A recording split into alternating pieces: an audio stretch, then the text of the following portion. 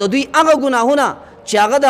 سمندر د زګ نه سیوا دي، هغه د باران د قطرو نه سیوا دي، هغه د شګو د ذراتو نه سیوا دي. فرشتو تاسو ګواه شئ دغه ټول ګناهونه ما د دغه انسانانو دپاره د دغه مسلمانانو دپاره معاف کړه.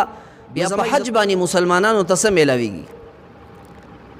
انس ابن مالک رضی الله تعالی عنہ فرمای وای د پیغمبر علیه الصلاۃ والسلام سره په مسجد خیف کې ناسومه. مسجد خیف د مینا د جمعات ته ویل کېږي. و یو دوه صحابه راله او دغه دوه صحابو مخکې نه مشوره کړې ده. د یو دی بل ته یو انصاری صحابي دی او بل ثقفي صحابي دی، د ثقیب قبیلې سره تعلق لري. نو د دوانو مشوره وکړه چې زه د نبی علیه الصلاۃ والسلام نه څه تپوسونه کوو، خو یې خوښه دې نه ده چې د خپل زړه د اطمینان دپاره دا سوالونه هم د نبی علیه الصلاۃ والسلام باندې پرېږدو او ورته دا ووایو چې د الله رسوله مونږ راغلي یو څه سوال هم راوړی دی، لیکن د لاول څنګه هغه سوالونه ذکر کو د هغې نه وروستو چې کوم دی مونږ ته د هغې جوابونه راکړه. نو که نبی علیه الصلاۃ والسلام دا جوابونه په دې شکل راکړي، زنګ د زړه اطمینان او په پیغمبر علیه الصلاۃ والسلام باندې به زنګ دا اعتقاد او دا یقین نور هم مضبوط شي. دغه دواړه صحابه راله نبی علیه الصلاۃ والسلام په مسجد خیف کې ناست دی. نو هغه ورته دقه شان وویل د الله رسوله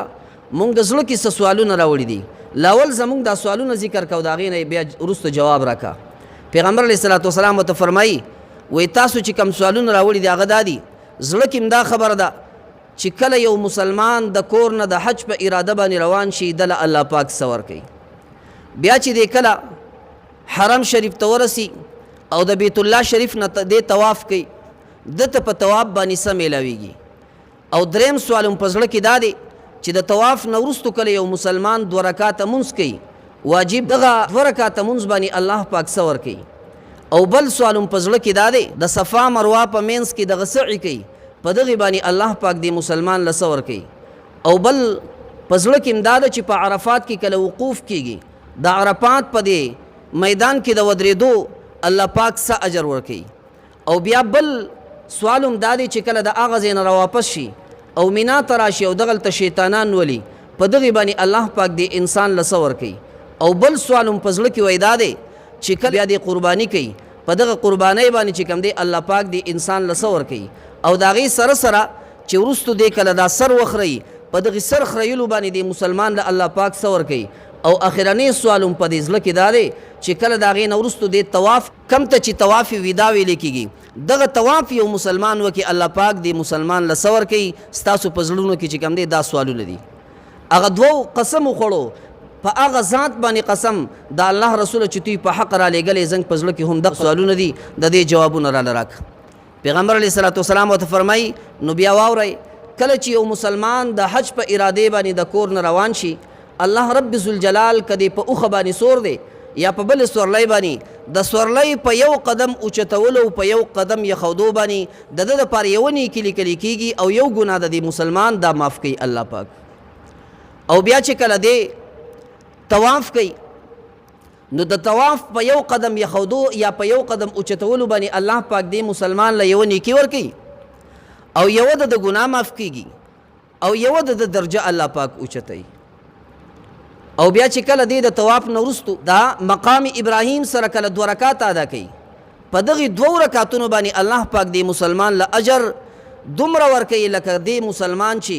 د بنو اسماعیل یو غلام آزاد کو. بنو اسماعیل یو غلامانو آزادولو کې د عام غلام آزادول نه زیات اجر وی په دغې 2 رکعتونو ولا الله پاک د بنو اسماعیلو د یو غلام د آزادۍ اجر ورکوي. او بیا د هغې نه وروستو چې کله دی صفا مروه کې سعی کوي، وی په دغې سعی ولا الله رب ذوالجلال د او یو غلامانو د آزادولو اجر ورکوي. او کله چې دا مسلمان د عرفات په مقام باندې وی کله دی ولاړي، وی د دې بدله ولا الله داسې ورکوي چې الله رب ذوالجلال په دغه شپه باندې د آسماني دنیا ته راکوشي او فرشتو باندې فخر کوي، ای زما فرشتو زما د بندګانو ته وګورئ او ببر سر والا راغلی دی ما ته آهوزاري کوي، زما فرښتو وګورئ څومره خوند کوي د دوی دا عجزي ما ته او زما او ستاسو دوی ته دا کتل څومره خوند کوي. ای زما فرښتو تاسو ګواه اوسئ ما د دې انسانانو د ټولو بخښنه وکړه او د دوی هغه ګناهونه چې هغه د سمندر د زګ نه سیوا دي، هغه د باران د قطرو نه سیوا دي، هغه د شګو د ذراتو نه سیوا دي. فرشتو تاسو ګواه شئ دغه ټول ګناهونه ما د دغه انسانانو دپاره د دغه مسلمانانو دپاره معاف کړه. نو زما عزتمندو نبی علیہ السلام ورته وفرمیل د عرفات په مقام باندې چې کوم وقوف کیږي په دې باندې الله پاک دغه اجر ورکوي او د هغه ځای نه چې کله یو مسلمان راشي او دی بیا شیطان ولي په یوه ګټکۍ باندې نبی علیہ السلام وفرمیل چې دی انسان ته هغه ګناه چې هغه هلاکونکې ده هغه ګناه چې هغه جهنم په انسان واجبونکې ده هغه یوه ګناه الله پاک په یو کاڼي باندې چې کوم دی دا معاف کوي او کله چې دغه انسان بیا دی قربانی وکي وای د دا قربانی دا د الله پاک سره دا یو ذخیره ده دا قربانی ذخیره ده په دې به الله پاک څه ورکوي هغه الله ته پته ده او بعضې روایاتو کې راځي چې په دغه قربانۍ باندې الله پاک دومره اجر ورکوي لکه څومره اجر چې الله پاک خپل خلیل ابراهیم علیه السلام ته د بچي په ذبح کولو باندې ورکړی او هغه اجر الله پاک په دغه قربانۍ باندې ورکوي او بیا د هغې نه وروستو چې کله وی دی سر خري او حلق کوي نو د سر په یو یخته باندې د دې انسان یو ګناه معاف کیږي او یو نیکي ولا الله پاک چې کوم دی دا لیکي او کله چې دغه مسلمان د دې هر څه نه فارغ شي او بیرته راشي او د بیت الله شریف طواف کوي چې کم طواف وداع دی وی په دغه وخت کې د الله رب ذوالجلال د طرف نه دوی ته د بخښنې پیغام میلاو شي او پرشته راشي د دې انسان په شا باندې چې کوم دی لاس کیدي لکه څنګه چې په عام دنیا کې او په عام ماحول کې خلک یو انسان په ملا باندې ټپي چې افرین دی پتا باندې بس تا وګټل دقه شان یو پرشته راشي او د دې مسلمان په شا باندې دی وټپي چې ځه څونه ګناهونه دي کړي د ننه پوري الله رب ذوالجلال دغه ټول معاف کړه د نن نه وروسته چې کوم دی خپل ژوند اثري نوع تېروه داسې ژوند تو تېروه لکه نن چې د موره پیدا یې داسې د ګناهونو الله پاک صفا کړي زما عزتمندو الله رب ذوالجلال د حج په دغې ارکانو باندې دومره اجر ورکوي